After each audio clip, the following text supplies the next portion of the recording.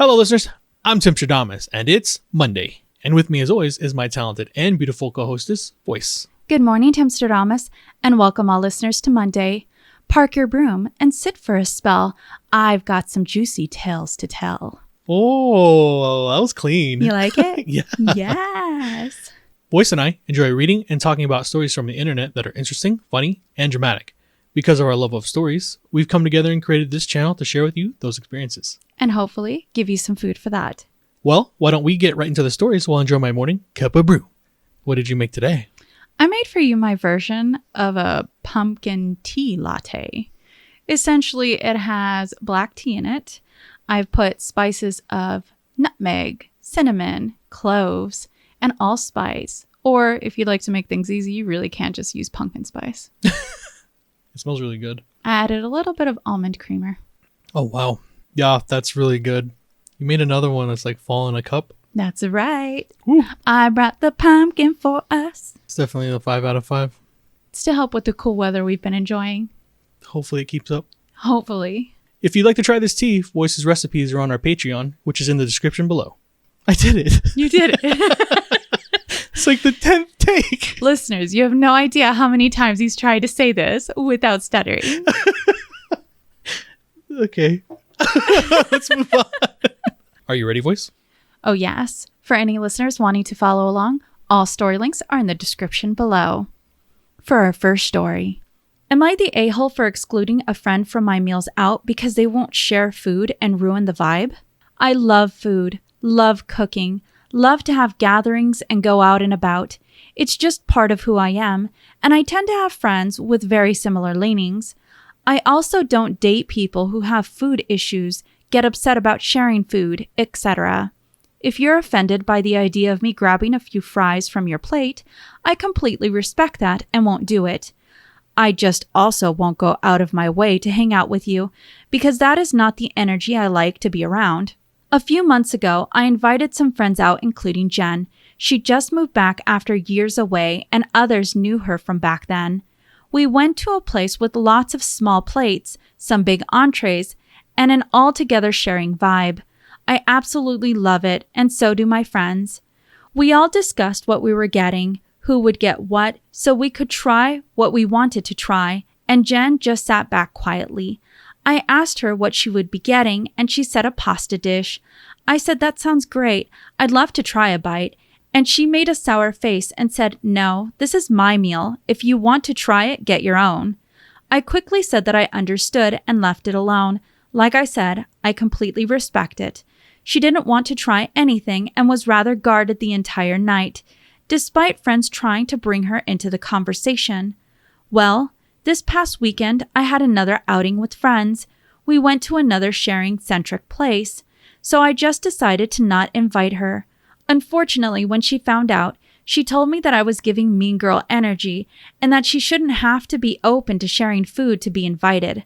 I told her that I respect that she doesn't want to share food, but that these nights out are specifically there to cultivate a fun and open sharing vibe, that we can connect when there isn't food involved so she doesn't feel insecure about her food issues. She just went off on me harder. Am I really the a-hole for not inviting her? What an interesting person we have in our OP. I like it. Good story. Thank you. All right, well, let's see if I understand this story. OP, they don't give their age, do they? No, they don't. They do sound younger. They do. I would say like... Early to mid-20s, yeah, like maybe just got out of college type feeling is what I'm getting from the story. Or maybe in their senior year of college. Yeah. OP likes to eat family-style share type dinners with her friends. Apparently this is something that they've been doing for a little bit. Now she has a friend that was a part of this main friend group a long time ago. I'm willing to bet that they were probably high school friends till about 18 and then probably moved off and went to college somewhere else that was away from the friend group. Seems a really reasonable assumption. She said this friend is now back from several years of being gone. Correct. So she moves back and now she wants to hang out with her friends again. So I guess we'll go to the event that transpired. She invites Jen out to, I guess, one of their favorite family share type dinner places. And As they're all ordering and talking about what they're about to have, she asks Jen what she'd like. Jen tells her she wants spaghetti, and I guess ROP just assumes that she's going to be okay with sharing her meal like the rest of them have been for however many years they've been doing this now. It sounds like OP never had this conversation with Jen prior.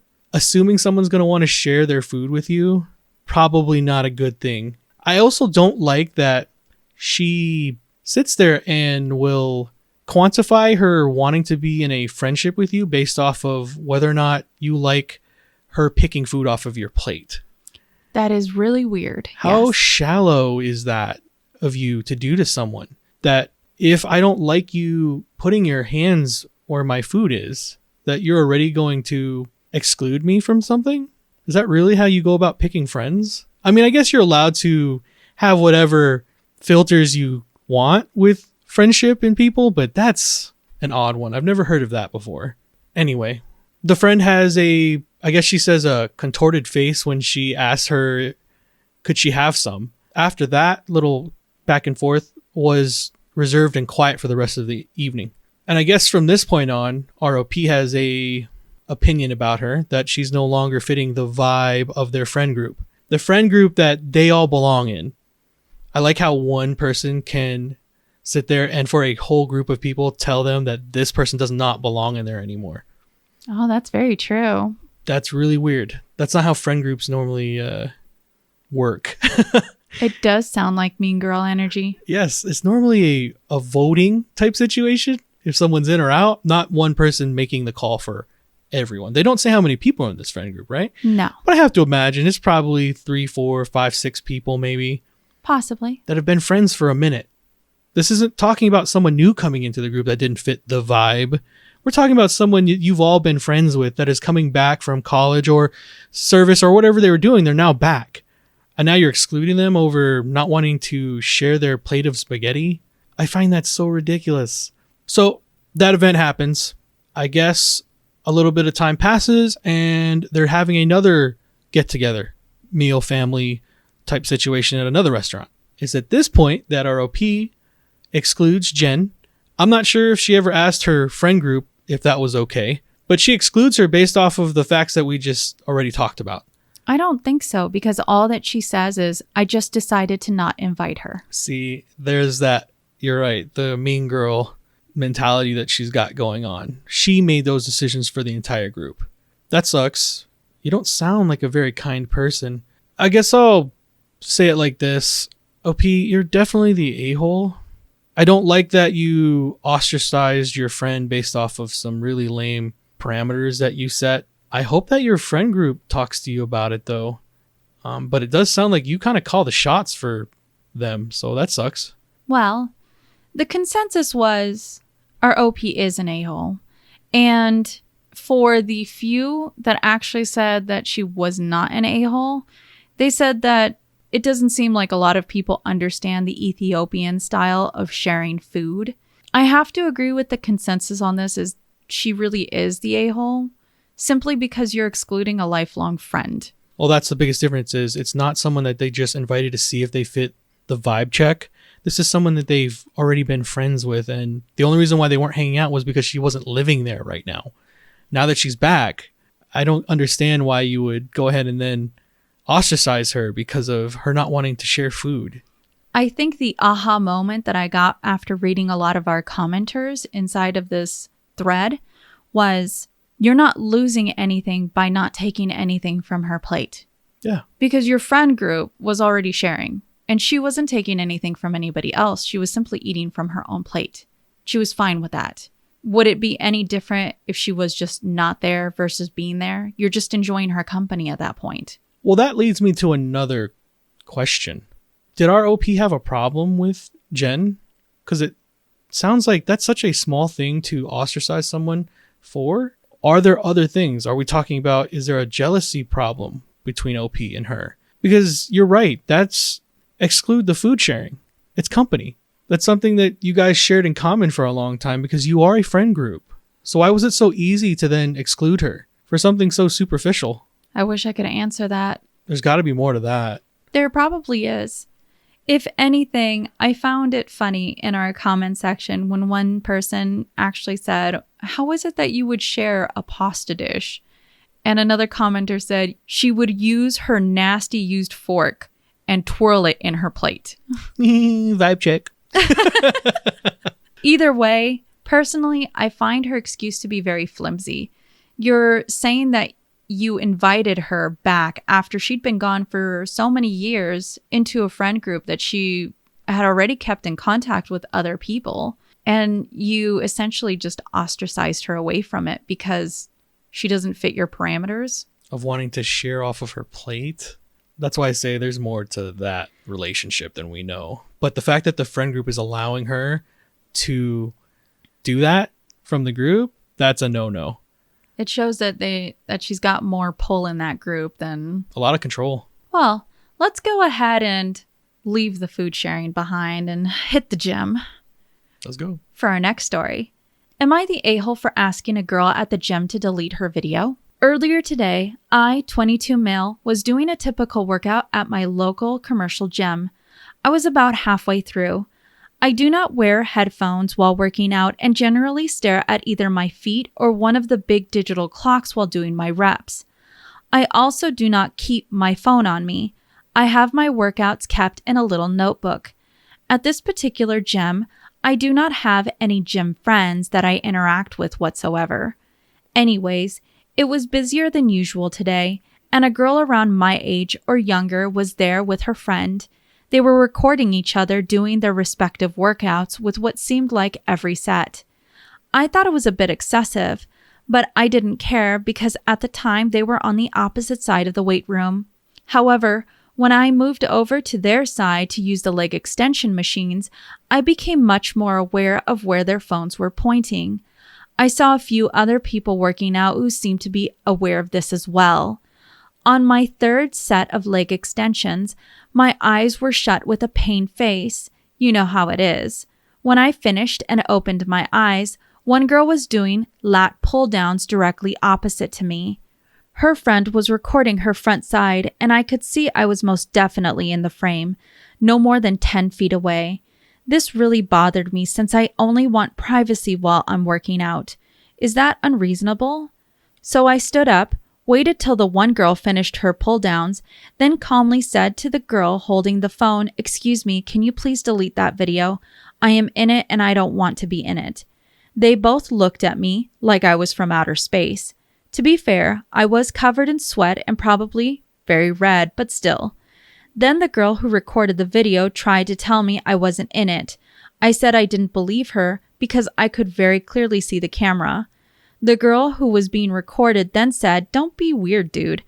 At that point, I was becoming very agitated, though I did not raise my voice.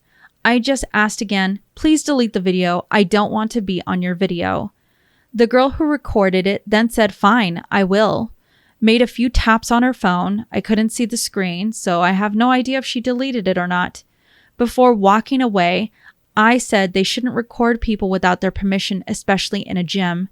They again shrugged this off, and the girl who recorded me said it's not a big deal because everyone makes workout videos. Okay. I didn't finish my workout, I just went home. I checked online. The gym's policy states no tripods, but it does not explicitly prohibit filming. So what do you think? Both girls seemed to think I was being rude or annoying. I just want to work out in privacy. Am I the a-hole? Edit. Typo. Edit 2. This did not take place in the US. No 1A rights are applicable. The commercial gym is not a public space, as many are claiming in the comments. Am I the a-hole? All right. What a interesting story, because this definitely is very topical. So let's get into the facts. OP is 22 and he's hitting the gym. He says that he doesn't have any friends currently at the gym, but he goes there and he gets his workout in and he goes home. And he's got a little notebook to record everything. Yep. So what we're talking about here is a lot of gym etiquette and the lack thereof. He does say it though. This isn't in America. So everything I know about how we do things here and how it is a public space does not apply. Because he says it over there, wherever they're at, it is not considered public. Correct. It's a private gym. So these are apparently. different rules. So he goes to the gym one afternoon, and there are two ladies filming themselves working out. Everyone, he says, in the gym at the time is very aware of them filming. And when he goes to use whatever machine he's on, he realizes that he also too now is being a part of them filming. He says he's making a grimacing face the way we all do when we work out. The gym is not a glamorous place. Nor should it be. You're getting your gains. You shouldn't have to worry about being filmed. But anyway, he says that he's very aware of him being filmed. And after he's done with his reps, he goes over and asks them to please delete the video. I don't think that's too much to ask for. If you didn't give consent, then you shouldn't be in there. Agreed. Especially because he does say it's not public. But I don't think you handled it wrong. He says he doesn't raise his voice. He asks them politely to delete it. At that point, he says that the lady taps on her phone and says it's gone. Probably just pretended. Yes, I would hope though that she did delete it, but yes, you're probably more right than wrong on that. She probably just told him what he wanted to hear at the time. So after that, he walks away and he says he doesn't finish any more of his workout for the day, and he goes home and researches about the policies. It sounds to me, unfortunately, that he's right. The devil is in the details. No tripods, but not that you couldn't record. My issue with the entire thing is, and I agree with a lot of people on this topic, you shouldn't be allowed to record in a gym. I don't agree with it. And if you want to record yourself working out, go do it in a private setting. There's been plenty of examples where people use what they get on film in gyms to bully others. I think it's gross. So for me, I don't believe that the OP would be the a-hole. Well, the consensus, not the a-hole. In fact, a lot of commenters actually told the OP if there's a gap inside of the rules regarding filming, you should really go to gym management and get them to make a rule stating that there should be consent when it comes to recording and who you capture on film. Sure. In fact, there was other commenters who were saying if this were reversed and it was a guy that caught a woman exercising, this act would be considered egregious. And I can actually see this and understand it for what it is. If you have a man who complains about the same thing that a woman does, it does feel like it's a little skewed. No matter what, someone's privacy should be respected. And this type of boundary, I can tell you I would feel uncomfortable at a gym having somebody take video of me if I wasn't aware of it or if I was aware of it. It's already tough enough for people to get to the gym and get past some of their mental blocks that they have about it because it is a public space that you're working out in. It's already tough enough to do that, but then you start getting into these problems now where people are full on recording everything they're doing within those walls. So then you got to worry about being posted up on the internet for billions of people to see just because you're trying to better your life. I think that's ridiculous and it shouldn't be allowed. If you want to go work out and post yourself up, go get a private gym. Agreed. But keep getting those gains, Petar. Yes. Don't let anybody shirk your progress. Yep. Well, let's go ahead and walk away from the gym. Ugh, that was a hard workout, I know. And let's go to our next story. Am I the a-hole for removing out my daughter's braids?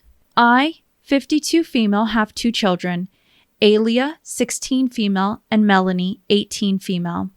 My daughter, Alia, is adopted, and she is of African American / Ethiopian descent. She has very tight curls, about 4-pound hair. So over the years, I've learned what works best for it, and I try to keep her hair in a moisturized afro. My daughter recently got a part-time job and has been asking me if it would be okay if she'd went and gotten her hair braided for the first time. I appreciated that she asked, but I told her absolutely not, since it would put so much tension on her sensitive scalp, and I just don't like the style nor the idea of possibly all of her hair falling out. She was pretty upset, but said okay. This conversation was had a few days ago. Well, today my daughter came home after work, and she's had a completely different style in her hair. It looked extremely tight, and I felt disrespected that she'd disrespect me, my home, my rules, and go behind my back and do this. I told her to sit down and grab the scissors and cut her braids off row for row. I did not cut her natural hair, just enough where the style would have to be taken out. She is very upset and has been crying and won't speak to me and says that I am an a-hole, but I am her mother and I feel she should respect my house rules. Am I the a-hole? This is a spicy meatball. I've been waiting for this one. There it is. Monday. So, ROP, do they give their age? She is 52. 52. She said she has 2 daughters, 18 and 16. Correct. Now, is this daughter the 16-year-old? Correct. Okay. And she says that she's adopted her. Yes. Now, what is her name? Alia. Alia. It was very pretty. I also think it's very lovely. So can I ask this? How long has she been with OP? She does not say. Okay. She says that Alia is of African American and Ethiopian descent. Correct. And she's had to do a little bit of research to understand how to help her take care of her hair. So, Alia, our 16-year-old, tells her mother that she wants to get braids. Cool. I don't see an issue with that. But ROP definitely has one. I think her reasoning was that it might cause her hair to fall out because she has a delicate scalp. Yes. Although we don't know if she truly has a delicate scalp or if that's how OP sees her scalp. Yeah. So she tells her daughter, absolutely not. That's not happening under my roof. You can hear the control as she speaks. She says that Alia accepts it, but is kind of upset about it. Like anyone would be at 16, being told how to wear their hair. That's a weird bit of control you have. Very weird. Especially at that age. Alia goes to school one day and then comes back with her hair braided. ROP absolutely loses all self-control. She says that she cuts her hair. Correct. To the point where the braids are no longer able to hold. Now, I don't know what that looks like. I can't conceptualize that in my head. How much hair does that have to be to where braids can't hold anymore? I imagine it have to be pretty short. So she cut a lot of her hair off. That is abusive. You're 100% the wiener jacket. I'm blown away by this because we have a 16-year-old and anytime he's wanted to try anything, especially when it comes to like hair, we've been more than happy to let him do what he wants. Oh, yes. Even when he wanted to color his hair blue. Yeah, like we really don't care. It's a form of expression and it's your hair. Like, I hope that people were able to give you enough parental advice. I'm kind of shocked that you need that at 52, especially having raised 2 daughters. You acting like that is befuddling. Well, the consensus, overwhelmingly, she is the a-hole. This one was bad. This is very bad. Individuals were saying, your daughter is working. What makes you think you have any right to say anything about what she can do with her hair? Especially cut it because you want your way. I didn't even cover the fact that she was working. Even if she wasn't, you don't have the right to do that. I definitely agree with that as well. Now, other Redditors were quick to point out that this is extremely racist. Because essentially you're saying since she's got braids, it'll make her look as if she's ghetto or from the hood. Is that what she said? No. Well, in one comment, she actually puts down, if I would have left that style in, her hair would have turned into a sack of naps by the time it was expected to be taken out. But that's the style your daughter wants. This is how she wants to show the world and express herself. It's the ability to have that freedom to do that. Yeah. You need it because you're going to turn your kids into robots. Well, let's go ahead and go to our next story. I hope this parent learns a thing or two from our commenters. Can I ask, was she like combating them in the comments? I saw only the one where she tried to bat them back. But afterwards, it was just a tidal wave of everyone coming at her. I mean, she deserved it. You don't have the right to cut your 16-year-old's hair just because you believe that they disrespected you under your roof with braids? What are we talking about? Get a grip. She's going to find out that her 16-year-old, when she's an adult, is not going to be doing any business with her. I wouldn't. Well, let's go on and head into our next story and see, wait, do I hear a phone ringing? Am I the a-hole for yelling at my wife for not answering her phone? Oh, nice little transition. Thank you. I was actually looking for the phone. I'm like, we silence those. Oh, that's funny. I had to go get gas around 8:30 p.m.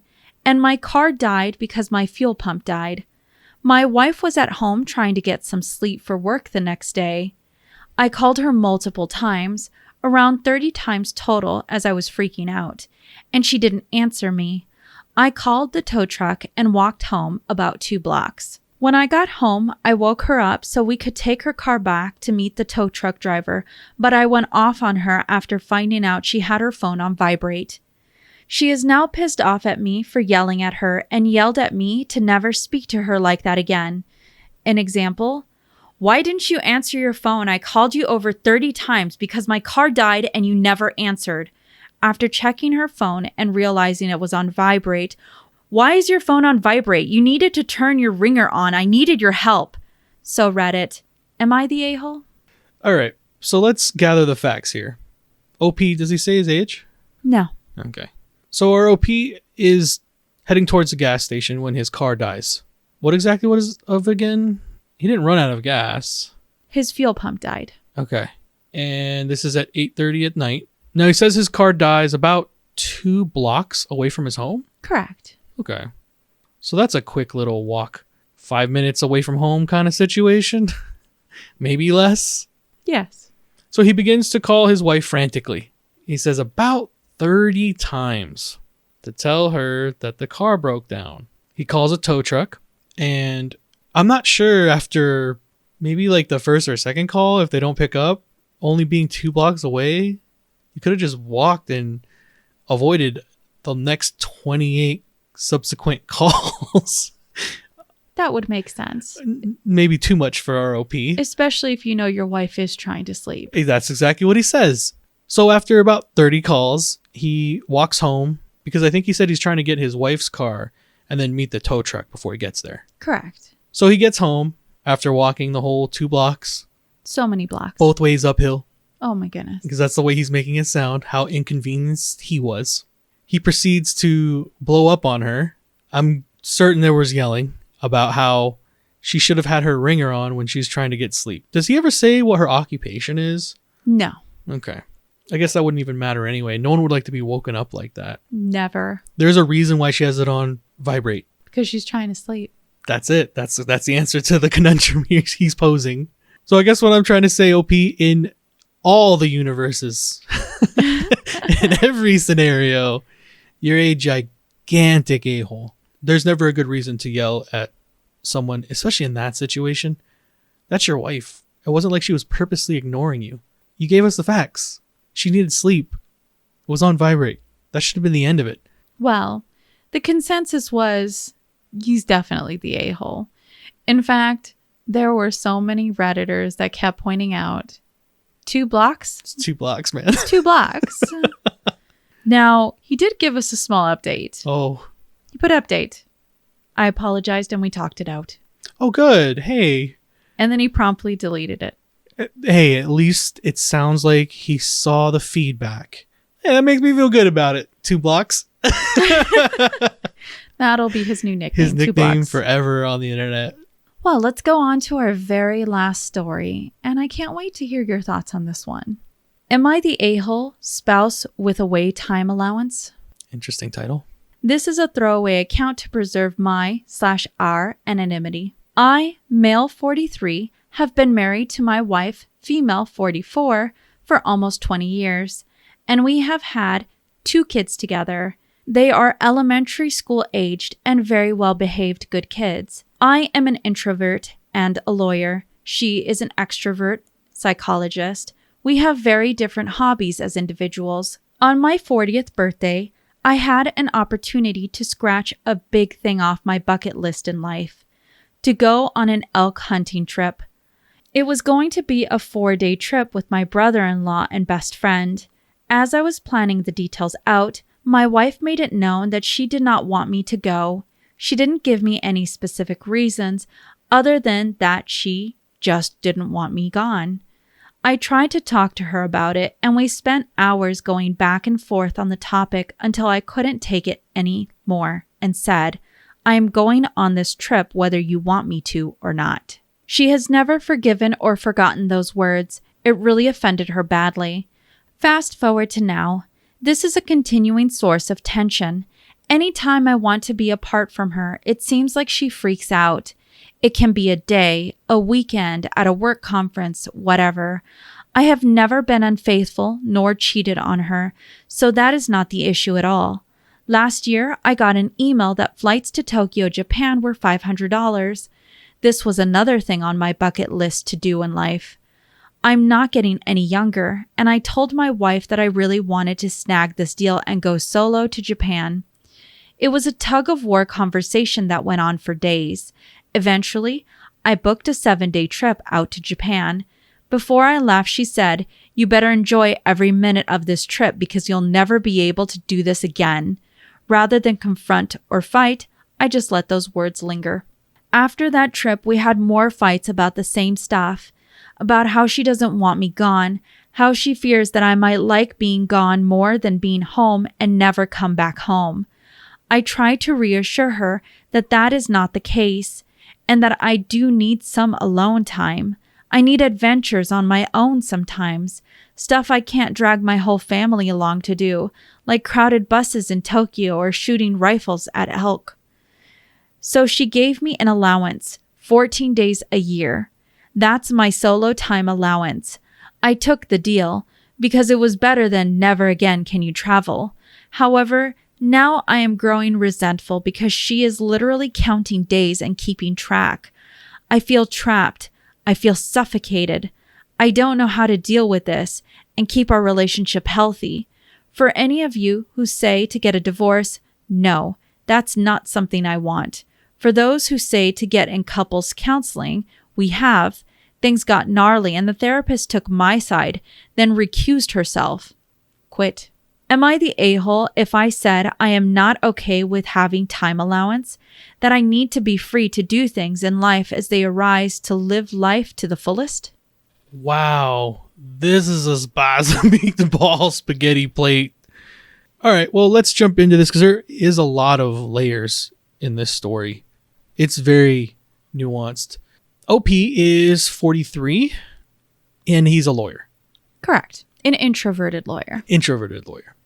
His wife is 44. He describes her as extroverted and a psychologist. Correct.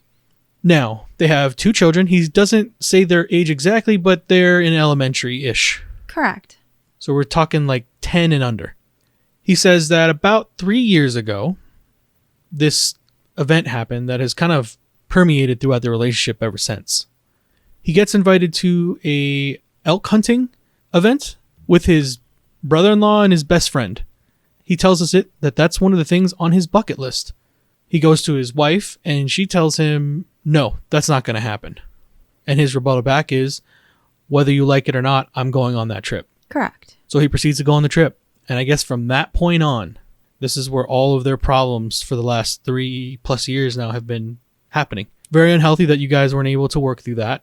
But anyway, we fast forward. He says that he wants to go on a Tokyo trip, that there are tickets for $500. Correct. That's very cheap. Oh, yes. He doesn't say where they're from. Are they American? I believe they're from the U.S. Okay, that's very cheap tickets. $500 to get to Tokyo? Okay. But he says he sees these tickets and he wants to snag it up. So he tells his wife. And then again, she says, no, I don't want you to go. Now, he says it throughout his story that every time he's wanted to do something on his own, she's refuted it and said no. Her lack of, we'll say, communication, because she's telling him, no, you can't do it. But he's telling us that she doesn't actually give any reasons as to why. Just that, no, you can't. That's not fair to your partner. Just because I said no, where does that work? It works nowhere. That's what's been going on. He says he goes ahead and purchases the ticket and books him out for 7 days in Tokyo because he wants to experience it. Nowhere in the story do I hear where he's offered her a chance to come on the trip. I understand that they have, again, under at least 10-year-olds, 2 of them. Correct. So that's hard to just pick up and go on a whim because you do have school. You have to, if they're in sports, or there's a whole lot of other things that go along with having kids. I think what he says is she threatened him before it. that he better enjoy this trip because it's the last one he'll ever do again. Why would you ever talk to your partner like that? No, after the trip, I guess they get into counseling because things have just gotten worse. And he says that I guess it got much worse during that whole thing because the therapist took his side. And I'm not sure if it was the wife that recused herself or the therapist, because he says that she recused herself. Then recused herself is the exact words. Yeah, so I'm not sure if it was the wife or the therapist. Correct. Either way, it's pretty bad. If it's the wife, that means that she's unwilling to take the feedback and learn. The only thing that she did do is she told him, you have 14 days in a year and I'm keeping track of those 14 days and how you use them. That was the compromise, or not so much a compromise, but an ultimatum. He does say it though. He doesn't want to get a divorce. He obviously loves her. They've been together for 20 years. There's a lot between them, but it sounds like a lot of unhealthy is there too. I do understand this from the wife's perspective. They've got kids. They're under 10. Has there been conversations between him and OP about having these bucket list stuff be together or with the kids? Well, let me go ahead and give you some insight in the comment section from our OP. So they actually say that they take many family vacations in the year. They say out of the whole year, it's probably about 4 weeks worth of family trips. And that him and his wife do hire babysitters to watch the kids for a weekend date. However, there's nobody in their life that can watch the kids, both of them, for an extended period of time that they feel comfortable with, either in babysitter form or family. Okay. Now he says they currently have family goal to visit all 50 states, and they're actually halfway through that. Good on them. And the OP did say that the same way as he's taken his solo trips, he's offered the same for her, but she just doesn't accept it. That's so weird then, because there is compromise here on his end. They are doing trips together. I do have to say, at the end of the day, if the details are true, that he's given to her what he's asking from her, and they're unwilling to have proper communication, because that's what this comes down to, is someone's just saying no because I said so. I can't agree with that in a relationship. I don't like that. It sounds like they did try to get into some type of couples counseling, but then either through ROP's wife or their therapist, one of them leaving, that shouldn't have been the end of it. You definitely should have gotten back into it. That's not okay to have left that festering like that, because that's not healthy to constrict. You said it yourself. You guys go on a lot of vacations throughout the year. You do couple getaways.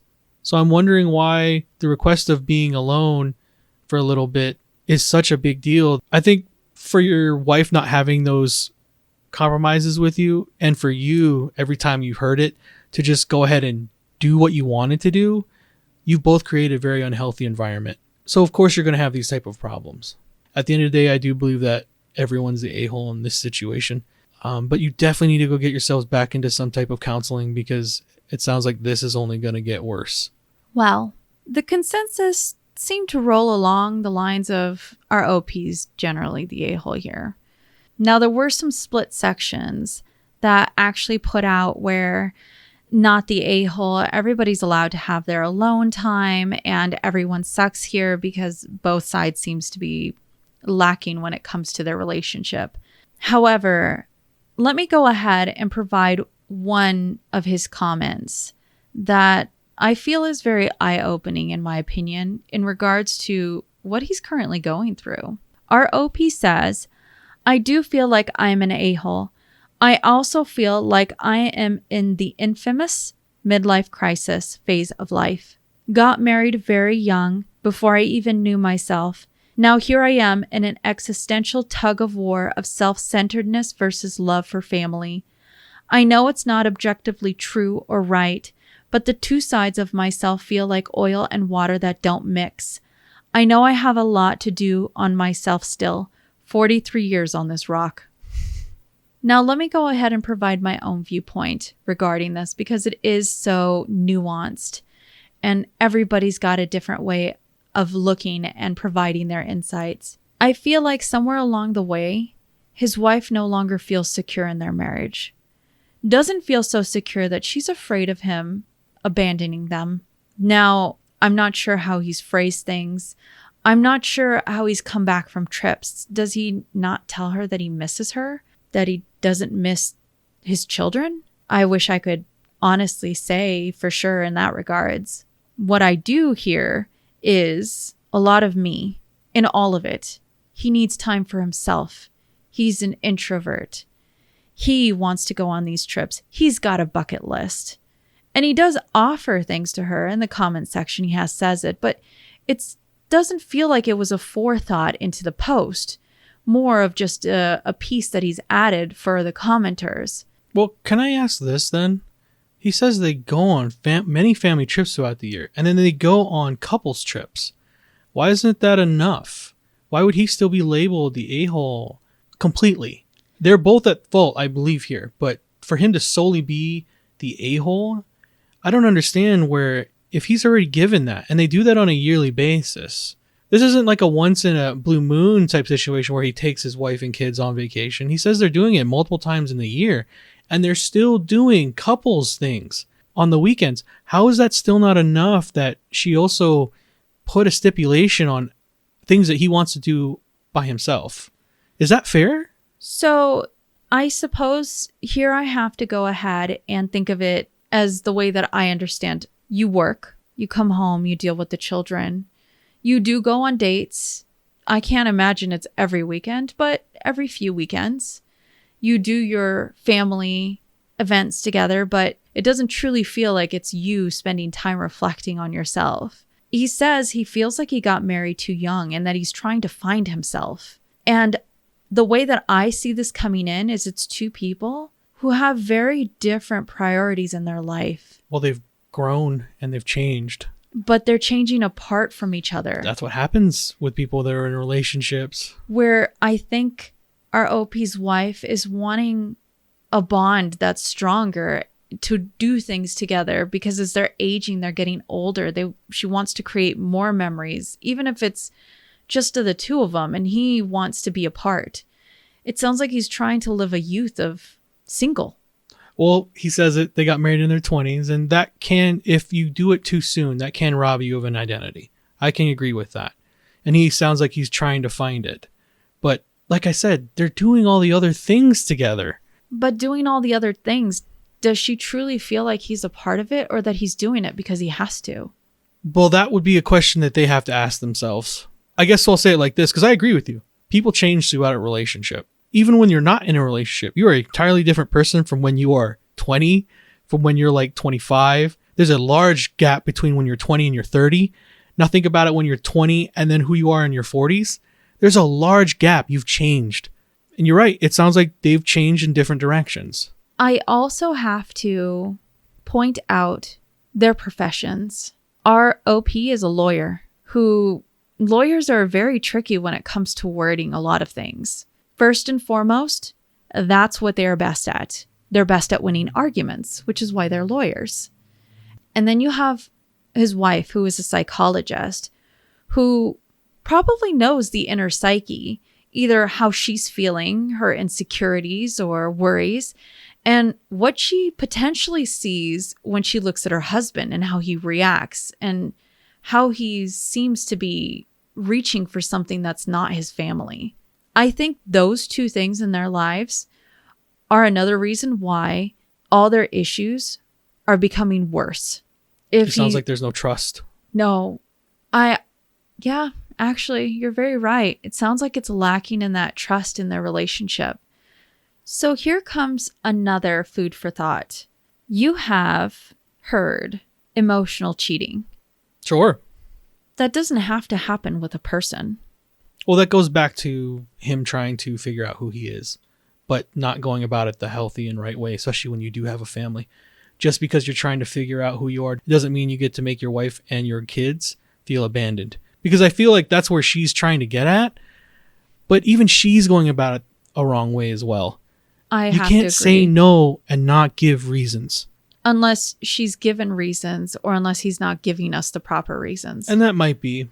There's a lot missing here. A lot of people find reasons that they're given, even if they're not the best reasons, at least they are there. And then you can figure out what's going on from then. But I can't imagine after them being together for so long and having this conversation, he says that she doesn't give a reason.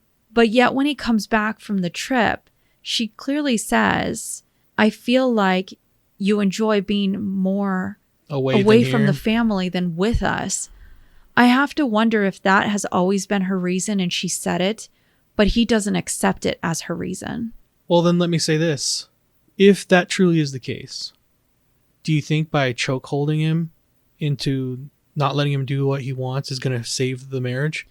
I feel like that's just going to break it. And that's why I can't get on the side of he's not the only a-hole.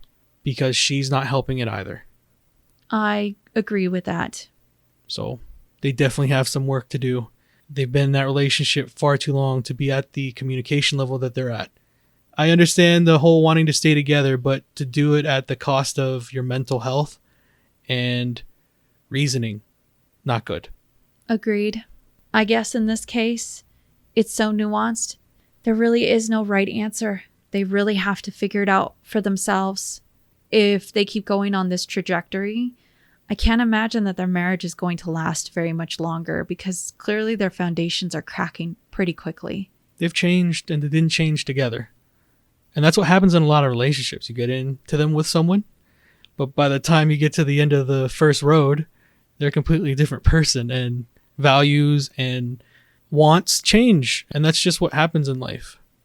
I think a lot of people believe loving someone means holding on to them. Sometimes loving someone means understanding when that time has come that you also have to let them go as well. What was that, our last story? That was our last one. Great way to end off my day. With the messy spaghetti meatball plate. Very, very messy. Well, as our stories come to a close, don't forget, you see in the world what you carry in your heart. If you have enjoyed listening to us read and talk about today's stories, please rate, subscribe, or follow, and turn on notifications. We are regularly posting on Monday, Wednesdays, and Fridays. We would love to hear your viewpoints, especially on this last story, in the comments section below. Oh, yeah. And remember, if you post it, maybe we'll see it on the internet. You know, some spaghetti and meatballs does sound good. Yes, it does. Spaghetti.